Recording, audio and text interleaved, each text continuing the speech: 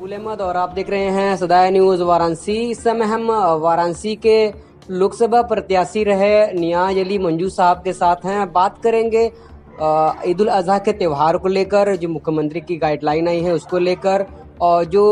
नगर निगम तमाम जो व्यवस्था करती है और समस्त जनता से नियाज साहब क्या अपील करेंगे, इन तमाम मुद्दों पर सीधे से बात करेंगे। बहुत बहुत स्वागत है चैनल पर आपका।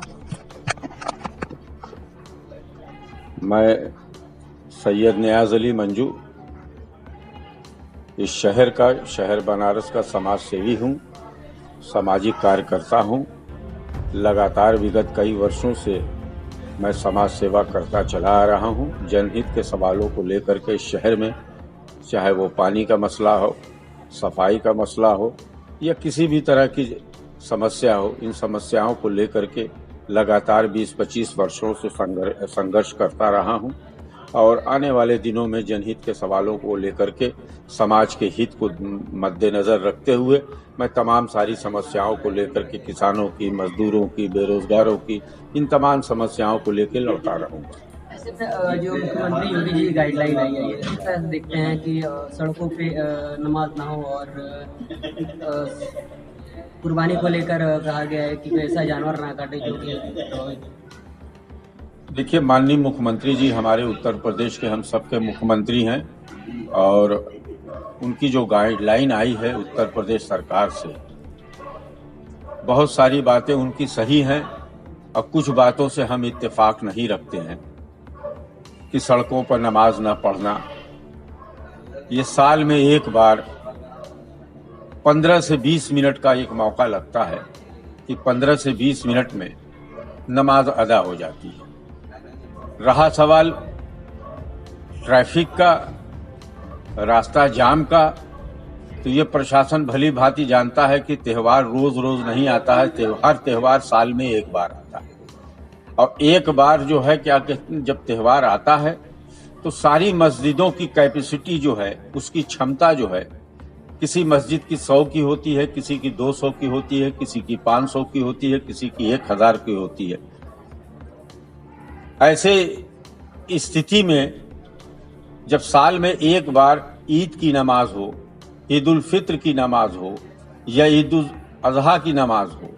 तो ऐसी स्थिति में क्षेत्रीय स्तर पर बहुत सारी भीड़ जो है इकट्ठा होती है, लोग एक साथ नमाज पढ़ने की कोशिश करते हैं। ऐसी स्थिति में क्षमता के से कहीं ज्यादा, क्षमता के विपरीत बहुत ज्यादा भीड़ हो जाती है। तो ऐसे स्थिति में लोग क्षेत्रीय स्तर पर गलियों में, सड़क पर 15-20 मिनट के लिए नमाज जो है अदा करते हैं, ताकि जल्दी से जल्दी नमाज जो है, चूंकि बकरीद की नमाज है, ईद उल फित्र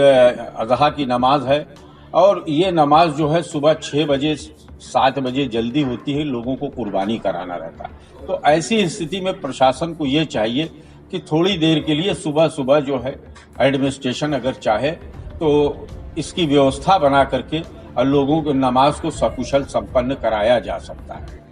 लेकिन माननीय मुख्यमंत्री जी का आदेश है कि कोई सड़क पर नमाज न पढ़े। ये सदियों से,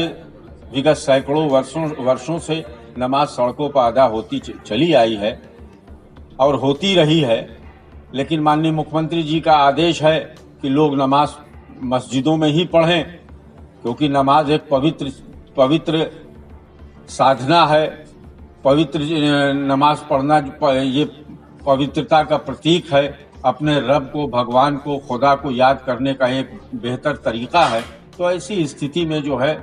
हमारे ख्याल से ये उचित नहीं होगा, लोग जहां चाहें इकट्ठा होकर के नमाज पढ़ें। अब प्रशासन उसको 15 से 20 मिनट तक का अपना कानून व्यवस्था को बनाए रखे। और हम भी इस बात की अपील करते हैं कि किसी भी मस्जिद के बाहर अगर मान लीजिए माननीय मुख्यमंत्री जी के आदेश के विपरीत भी अगर कहीं कोई नमाज पढ़ लेता है, तो ऐसी स्थिति में कानून व्यवस्था को ध्यान में रखते हुए लोग जो है एक दूसरे से मोहब्बत का व्यवहार पैदा करें और किसी तरह की कोई प्रशासन से किसी भी तरह का कोई तनाव न पैदा करे। और प्रशासन भी जो है जनहित को देखते हुए, समाज के हित को देखते हुए, चूंकि नमाज पढ़ना एक बहुत ही अच्छा कार्य है, ऐसे को मद्देनजर रखते हुए किसी भी तरह की किसी के ऊपर कोई प्रशासनिक कार्रवाई न करे, तो ये उचित होगा। इसमें क्या नगर निगम से और आला अधिकारी का क्या तो समाज सेवी हैं और जानते हैं कि कहाँ क्या समस्याएं हैं, और ऐसे में आप लोग को क्या और अधिकारियों को क्या कहना चाहिए? देखिए, नगर निगम में मैं कारपोरेशन में कारपोरेटर भी रहा हूं और नगर निगम के कार्यकारिणी का सदस्य भी रहा हूं। हम लोगों ने अपने पीरियड में जो भी इस त्योहार के मौके पर कुर्बानी होती थी, उसका जो भी मलबा होता था, उसको किसी जो है शहर से दूर किसी सुनसान जगह पे गड्ढे खुदवा करके तमाम सारे मलबे को एक जगह उस गड्ढे में डलवा करके और उसमें जो भी दवाएं होती थीं, बहुत सारी चीज का छिड़काव करा करके उसको दफन किया जाता था, उसको पाट दिया जाता था, जिससे भी किसी तरह की कोई बीमारी ना फैले, किसी भी तरह की कोई स्मेल ना आने पाए, कोई बदबू न फैले। इन तमाम सारी चीजों को ध्यान में रख कर हम लोग लगातार ऐसा प्रयास करते थे। विगत कई वर्षों तक ये कार्य चला और आज भी आने वाले दिनों में चलता रहेगा। लेकिन सबसे बड़ी जिम्मेदारी अगर किसी विभाग की है तो वो नगर निगम की है। मैं नगर निगम के समस्त अधिकारियों से इस बात के लिए निवेदन करता हूं कि पूरे वार्डों में 100 वार्ड में और वार्डों से अलग हट कर भी जहां कहीं भी कुर्बानी इस शहर में होती है वहां पर विशेष सफाई अभियान चलाएं, पानी का छिड़काव हो, सफाई व्यवस्था सुचारू रूप से पूरी हो। और जनता से इस बात की अपील है कि कहीं पर भी किसी भी तरह का कोई गोश्त, कोई मलबा, कोई गंदगी कहीं फैलाने का काम न करें, प्रशासन का सहयोग करें। और इस भीषण गर्मी में जहां 46 डिग्री, 47 डिग्री, 48 डिग्री सेल्सियस तापमान है, शहर का पूरा वातावरण इवन बनारस से लेकर के पूर्वांचल के अंदर भीषण गर्मी है, उसको मद्देनजर रखते हुए विशेष सफाई की पूरी व्यवस्था करें। और जनता जब तक सहयोग नहीं करेगी, प्रशासन जो है नगर निगम चाहे कितनी भी मेहनत कर दे, कहीं न कहीं गंदगी रह जाएगी। इसलिए जनता से मेरा इस बात के लिए निवेदन है कि आप नगर निगम के समस्त कर्मचारी, सफाई कर्मचारियों से लेकर के अधिकारियों का पूरा सहयोग करें। अपने क्षेत्र को नगर निगम के कर्मचारियों के साथ साथ खुद सफाई की व्यवस्था अपने हाथ में लेकर के सफाई करने का काम करें, जिससे कि किसी भी तरह की कोई महामारी न फैले और शहर में एक अमन चैन बना रहे, स्वस्थ वातावरण रहे। इस बात के लिए मैं जनता से अपील करना चाहता हूँ। अच्छा लगा बात करके नियाज अली मंजू साहब के साथ, इस तरह से बेबाकी से बयान दिया है। और इसमें जिस तरह से आप देख रहे हैं, आवाम से आप थोड़ा सा क्या कहना चाहेंगे? मैं आवाम से कहना ये चाहता हूँ कि आप लोग, सबसे पहले मैं आप लोगों को, पूरे शहर बनारस के लोगों को मैं ये ईद उल अजहा की मुबारकबाद देता हूं और सभी लोगों से इस बात की विनती करता हूं कि बहुत ही अच्छे वातावरण में आप इस बकरीद के त्यौहार को मनाने का काम करें। और ये त्यौहार कुर्बानी का त्यौहार है, सेक्रीफाइस का त्यौहार है और इसको मद्देनजर रखते हुए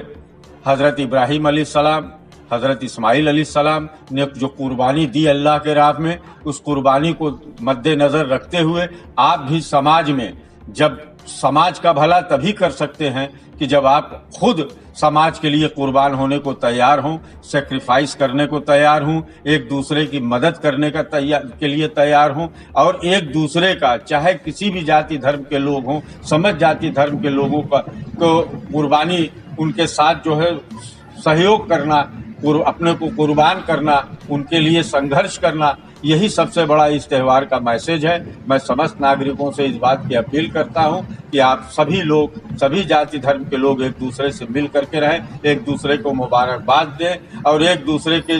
त्यौहार के मौके पर जो है वो प्रसाद का ग्रहण करें, एक दूसरे के घर जाए, एक दूसरे से मिले, एक दूसरे को मुबारकबाद दें, ताकि काशी की संस्कृति जो है गंगी जमनी तहजीब को मद्देनजर रखते हुए एक अच्छा वातावरण बनाए, जिससे कि हमारा जिला, हमारा शहर, हमारा प्रदेश के अंदर एक अच्छा वातावरण हो। किसी भी तरह की कोई हिंसा नहीं होनी चाहिए, किसी भी तरह का कोई झगड़ा नहीं होना चाहिए, किसी भी छोटे मोटे विवादों को मद्देनजर रखते हुए इन तमाम सारी चीजों से अपने को